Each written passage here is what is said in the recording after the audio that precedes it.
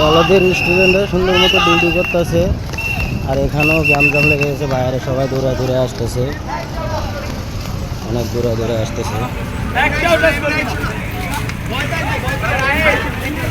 তো গ্যামজাম একটার পর একটা লেগেই থাকে।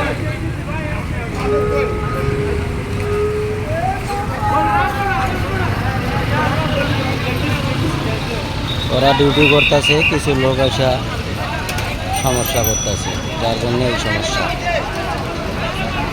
তো ভাই আপনাদেরকে একটা কথা বলে যায়, এভাবে গ্যামজাম না করে সবার সাথে সবাই সম্পর্ক বজায় রেখে কাজ করাটাই উত্তম।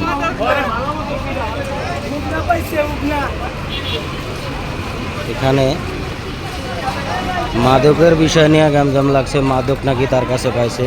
তো আপনাদের কাছে কার কাছে কেমন লাগে সবাই কমেন্টে জানিয়ে দেবেন।